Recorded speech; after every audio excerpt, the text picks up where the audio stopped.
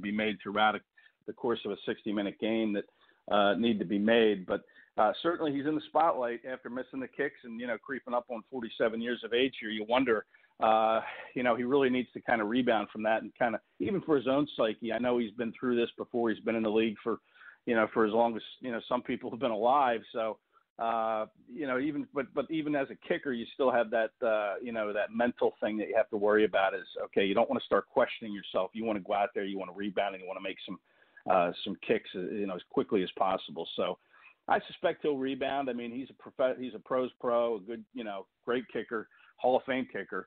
But it is something to be concerned about going forward.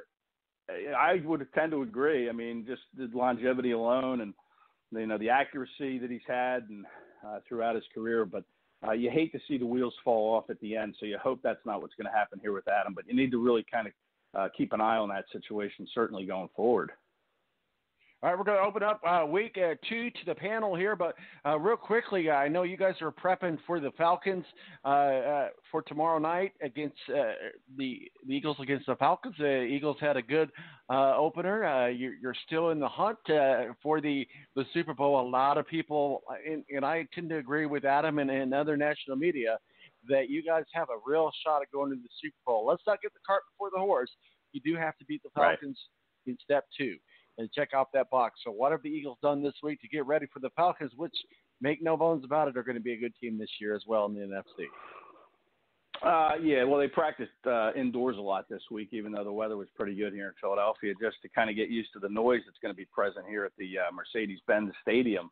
It's going to be loud, and the Atlanta organization even pipes artificial noise into that building, which should be illegal, but they do it. It's so loud in there. So they work a lot indoors, kind of prepping with the hand signals and the silent counts and all that stuff. But again, this is a veteran offensive line that's been kind of through plenty of these before. So, I don't expect that should be a problem. I know Jason Peters sometimes has a false start, but they didn't have any of those against the Redskins. So that's going to be a big key, is handling that noise. The Falcons are a little added motivation after they kind of were embarrassed a little bit there in Minnesota.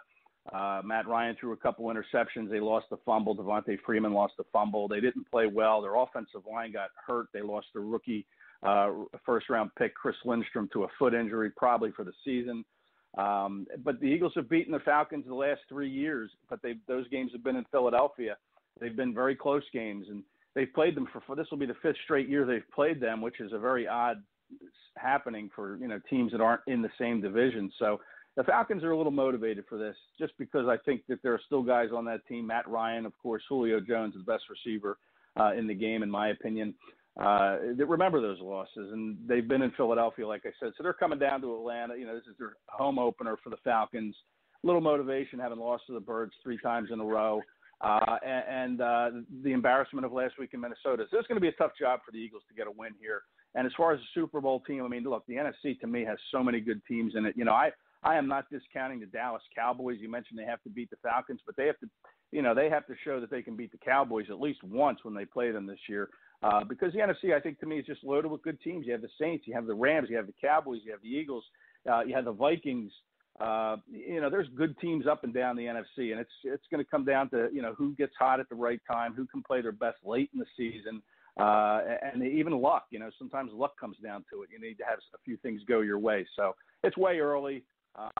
Nobody in Philadelphia, should be thinking about the Super Bowl. I know they are, but really, like you said, it's September 15th or whatever it is. So plenty of season to go to figure out who's the best team in the NFC.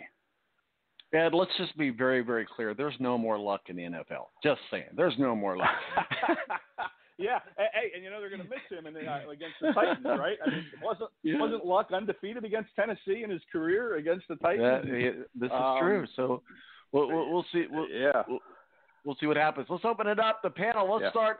Guys, let's start with the conversation here against we're talking about age players and players maybe not what they used to be. Adam, let's start with you. What are your thoughts about Cam Newton? My son and granddaughter, My son's a big Colts fan, but my granddaughter is the biggest Panthers fan. Of course, they live in North Carolina. She's lived there her whole life. That's all she knows is the Panthers. And she was really disappointed in the Panthers. Well, I talked with her on Tuesday afternoon, and I mean after school, and she was kind of like, "Yeah, Papa, that was a bummer." And she goes, and she's smart enough to know. She goes, Cam just didn't play like he's supposed to play. And I know you got your son is young, but when you hear kids say that, it kind of like, you know what, you're right. And then we look at Cam and he comes out in some sort of scarf, whatever that is. I mean, just a distraction from what he has to say. He did take ownership. But Adam, let's start the conversation about Cam Newton, Panthers, the Buccaneers, and I mean maybe the last showing of Jameson Winston as well. But that loss, I think, total loss for the Panthers, and to lose 2 in a row, that puts them less than 90% of a chance to get to the playoffs, Adam. Yeah, they've got and 0-2. They were like a dark horse Super Bowl candidate for a lot of people. Christian McCaffrey is a beast at running back, and they've got some good young receivers, but you know, I think there's we've hit that point in Cam's career where, you know, Cam is what he is. He hasn't really improved his game in 3 seasons. He had that awesome year where we took them to the Super Bowl, but where they got worked. But you know, I think if he doesn't, they're another one. They're in a must-win in Week 3. Absolute must-win. They're in an extremely challenging division to even have a shot at missing the playoffs. But Cam has to play better, period. Yeah, you're absolutely right. Rick, I know we're catching back up to you here, buddy, so you have the floor here for a few moments. Go right ahead, sir. Well, as far as Cam Newton goes, he got another year left on his contract? Right. We're seeing all 2 these years hits he'll be taken. gone. I think he's going to be retired after this contract is over. We're looking at a year now where Ron Rivera's probably going to be fired or let go or whatever the case be in Carolina. And I think we're looking at the final couple of seasons here of Cam Newton. All these hits from him being a running style quarterback and all catching up. He looks gimpy. He doesn't look comfortable. He doesn't run. He doesn't look as fluent as he used to. And I think it's all the injuries has taken a toll. Now he's no longer doing the whole Superman thing anymore. He's not that type of player anymore. I think we're looking at the final 2 seasons, and he's not going to be a guy that's going to stick around and be somebody's backup. I think once his contract is over, that's going to be his retirement. No, you're absolutely right. I was talking with my son last night, and I know that everybody knows I'm a big fan of Clay Travis, and not that everything the sun rises and set what he has to say, but he did make a very, very good point that if he, and Ed, you might can speak to this, Clay says that if Cam cannot compete at the highest level, he's just not going to compete, and that he does not think that free agency is going to be his friend anyway. So I agree totally with what Rick says, is that when his contract is up here in the next couple of years, he's just going to ride off into the sunset. What are your thoughts? Yeah, well, I mean, certainly it seems to be trending that way. The Panthers have lost, I think, 8 in a row. When you look back to last year, they lost their last 6, and now they lost their first 2. And, you know, you could say that part of his decline might have to do with that offensive line. It's similar to, you know, the Colts and Andrew Luck's decline, is that the Colts really never did much to address the offensive line. And, you know, the Panthers line isn't the best in the world. Yeah, they have some pieces in place. I really like their defense.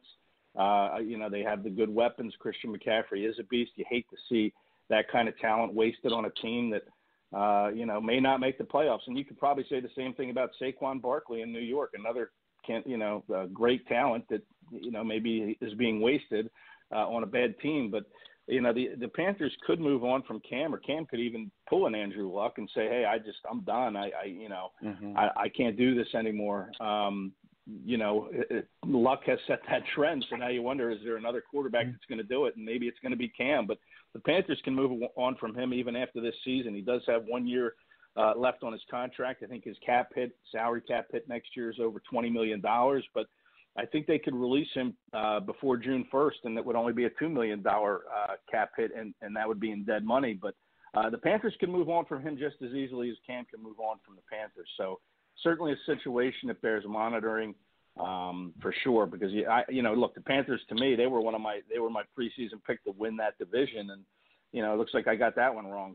So but I'd like to see them do better with the talent they have. McCaffrey's a good guy. DJ Moore's a good receiver. They do have pieces. Curtis Samuel, I don't think is being utilized properly in that offense either. But Cam certainly is the engine behind it all, and if he can't go, then the Panthers are in trouble. Well, obviously, we don't have time to get to all the games in week 2, but we do want to play the homer card, and nobody better to play the homer card with us now is Superfan Adam Jividen, Superfan of the Browns and the Ohio State University. I know we've already talked about Ohio State University, but Superfan Adam Jividen, start us off with the homer card of the Cleveland Browns. I think the Browns going on the road is actually a really good thing. Those are the kind of things that help bring a team together. The other thing that happened earlier this week is defensive end Chris Smith, his girlfriend, and he was planning on proposing later this season, and mother of his child was killed by a drunk driver in Cleveland. Yeah. They've said that this is a really sobering, challenging week for everybody, and that's the kind of thing that helps pull a team together and can do it quickly. I think without Darnold, the Jets just don't have enough. I think the Browns will win in a big rebound, and you'll see a lot of emotion from that sideline this week. I think I don't even know if it's a close game without Darnold, but I'll say 31-20 Browns. Yeah, that was a sad story coming out of the NFL. Rick, you guys are hosting the Chargers. The Chargers, let's not say they dominated against the Colts, but let's just say they got a win. And let's talk about your home card, the Chargers and the Lions. Well, I mean, just look at the fourth quarter of last week's game, being up 24-6, and then the game ending in the ties, the most Lions thing they could ever do. So that's totally ridiculous. I don't see the game tomorrow going well. Going well against the Chargers tomorrow. But it's hard to trash talk a Lions fan because we're used to all of it. We've seen all of it. I'm actually just hoping for 16 ties so we could say undefeated season. So what would be the odds of that happening? That would be incredible. Ed Kracz, we're going to wrap it up and put a bow. Quick question. Rick. So if it's 16 ties, all right, does that get you into the playoffs? Valid point. There's an argument for that. I'll say no. But listen, I know what to get you for Christmas now, 16 ties, because I don't think that's going to happen. Hey, ba-bum-bum. Ed's on it today. That slipped right past me there. Ed, we're going to wrap it up, put a bow on it. Ed Kracz, our official NFL contributor and beat writer for the Philadelphia Eagles for SI.com, SportsIllustrated.com. Ed, give us a preview of Week 2, the deal makers and deal breakers. Well, I liked Adam's line about getting out of Cleveland and going to New York, just because I think you need to get out of those expectations that fans in Cleveland have. Going to New York will help them. So that's a game I really want to pay attention to. I want to see how the Browns rebound because I really thought they'd make a push for the playoffs. I didn't think they'd make it to the Super Bowl, but I thought they'd at least make a strong push for the playoffs and get in the playoffs. And this is a big game for them. But Trevor Siemian is one of my game people to watch too. I mean, they don't have Darnold, but Trevor Siemian's won some games in this league, so you just can't write him off and the Jets off because he can play quarterback just about as well as any backup, I think, in the league. And then, the Chargers, as far as Rick goes with his Lions, I mean, I'm looking forward to seeing the Lions come to Philadelphia next week, but the Chargers are pretty banged up. They have a lot of injuries. I think it's a game the Lions can kind of win. I wouldn't be surprised if they won that game just because I think the Chargers are beat up. The Colts played them tough last week. I was really impressed with the Colts. I think that, that game is certainly one to watch. Indianapolis in Tennessee. That's an early big showdown in the AFC South. So I'm looking forward to that game. I want to see Jacoby Brissett continue to develop. Marlon Mack had a great game on the ground, but defensively they're going to have to stop Henry and Marcus Mariota. And, you know, the Titans are brimming with confidence after that win last week in Cleveland when they put up 43. So, you know, those are the games. And, of course, the